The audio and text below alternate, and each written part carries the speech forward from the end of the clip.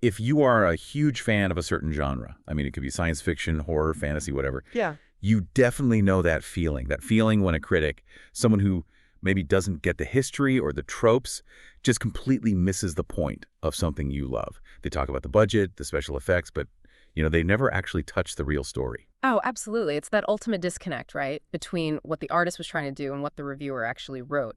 And I think it's especially a problem in sci-fi, where the visuals can be so overwhelming that they just overshadow everything else. Exactly. And that is precisely what we are doing a deep dive into today. And our guide is, well, none other than one of the most iconic figures in the entire history of the genre, Sigourney Weaver. Yeah, so our mission today is to really unpack this fascinating commentary she gave. It was at New York Comic Con back on October 10th, 2025. And she gave this really clear, very forceful argument that critics have basically failed to keep up with how sci-fi films should be judged. So we're going to start with her core critique, this idea that critics focus on special effects and miss the story. And we'll dig into the very surprising film she used as her main example, the 2015 movie Chappie. Then we'll get to the really, really compelling stuff, the updates she gave about her relationship with the alien universe, including this just extraordinary new concept for Ellen Ripley, one that could completely change how we see her entire legacy. Okay, let's get into it. It's pretty rare. You have an icon who basically defined a genre, turning around and critiquing the people who are supposed to be its gatekeepers. So let's start with her main observation about how sci-fi is viewed. This is a critique that's clearly been brewing for decades, coming from her experience.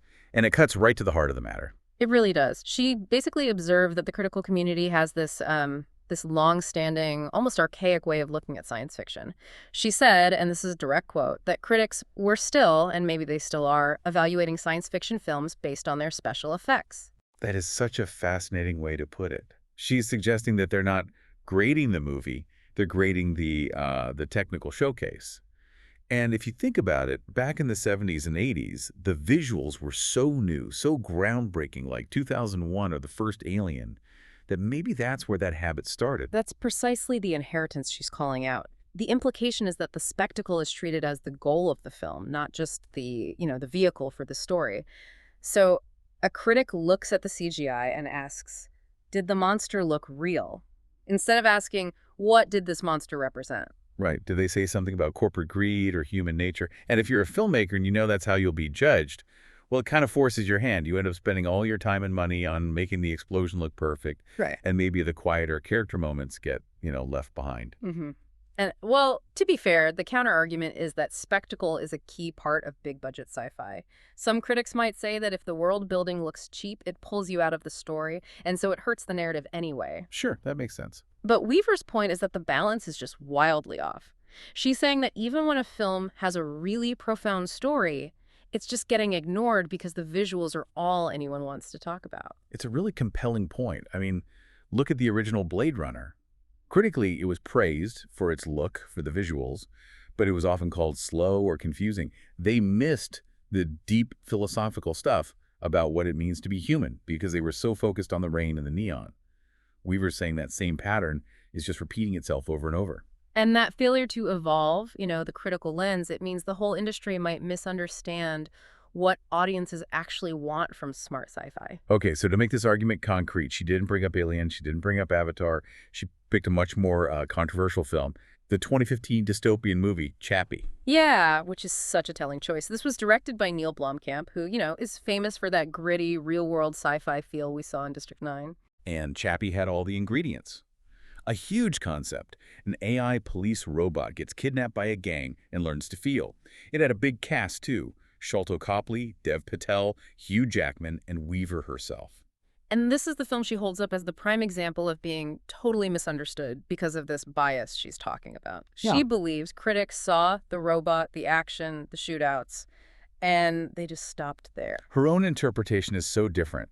She frames it as this classic, almost timeless story. She argued very pointedly that Chappie is, quote, just a real story about a robot who wants to be a real boy like Pinocchio. That Pinocchio comparison is everything. That is the absolute heart of her argument. She's saying, look, this film is an allegory about innocence and identity. It's a fairy tale. But because the fairy tale was wrapped in a loud, messy action movie shell, critics couldn't hear it. They couldn't see past the CGI. Yeah, she concluded that they completely misunderstood it, and I think underestimated it. But okay, let's inject a bit of friction here. We have to acknowledge the reality of the movie's reception. It has, what, a 32% on Rotten Tomatoes? That's pretty rough. It is, right. And that raises the big counter question. Even if the intent was a modern Pinocchio story, is it possible that the execution was just flawed? I mean, did the tonal shifts with the sort of goofy gang elements, did they maybe undermine that pure theme she's talking about? That's the whole debate, isn't it? Weaver sees the intended heart of the film and thinks critics ignored it because of the shell. The critics, maybe, saw the shell and found it so chaotic or disorganized that the heart just couldn't shine through. Mm-hmm. But either way, the end result is this feeling of being deeply misjudged, especially for the people who made it. And, whether you agree with her on Chappie or not, her main point still stands. Focusing only on spectacle is a huge risk. It can flatten really interesting ideas. And that desire for something deeper. Well, that leads us right back to her most iconic role. Okay, let's make that connection. Because this desire Weaver has for complex, character-first stories, it goes straight back to Ellen Ripley. The character she first brought to life in 1979 in Alien. Right. And Ripley is so much more than just a survivor. She's the ultimate outsider fighting the system. She is constantly up against corporations and military guys who care more about profits or weapons than about people. Her whole story is about distrusting authority.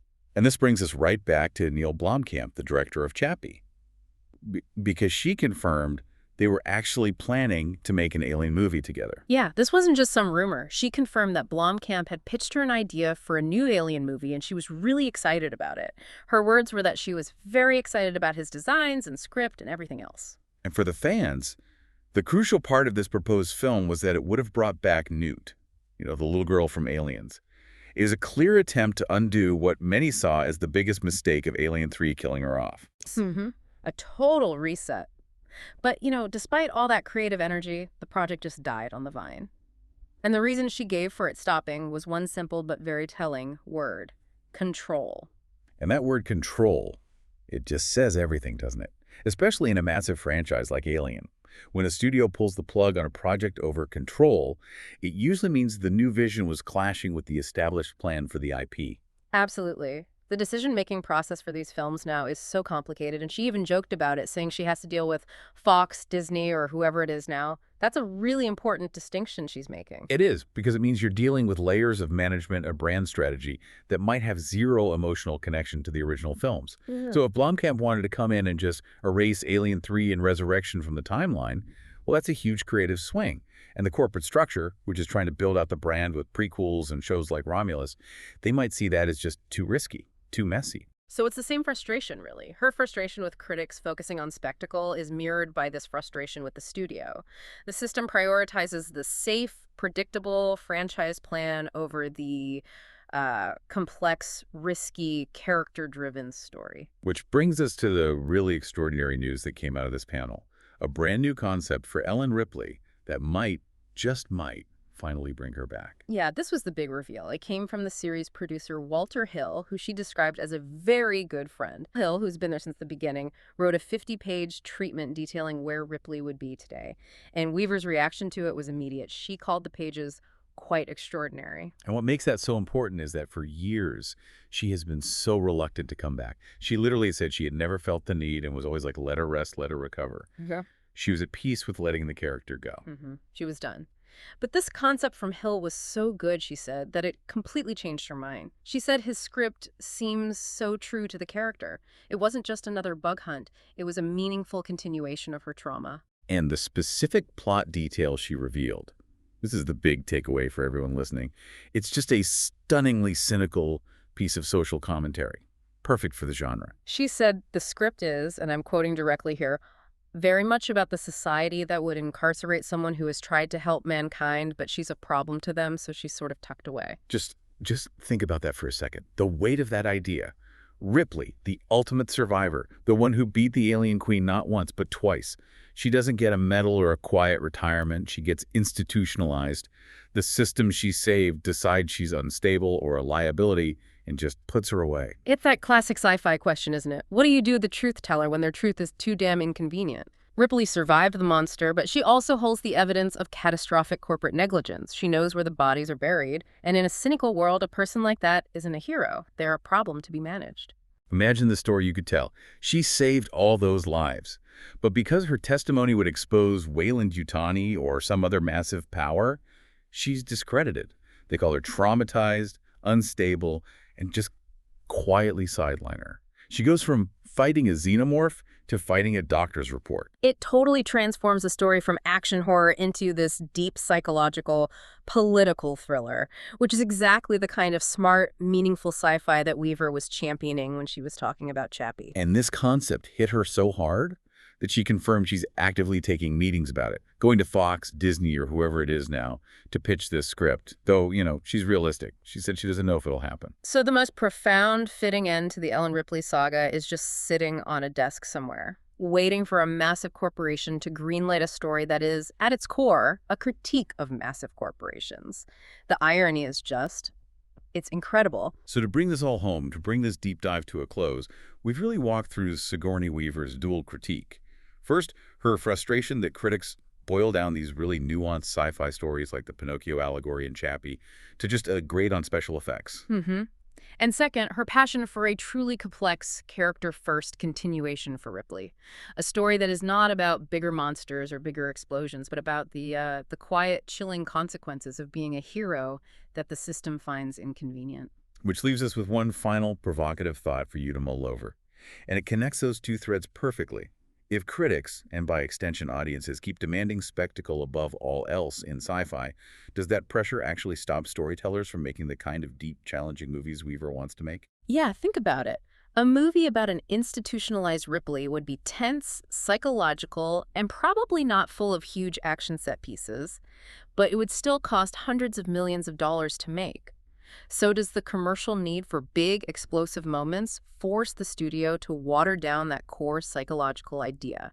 Does the focus on special effects actively prevent the kind of meaningful sci-fi Weaver is fighting for?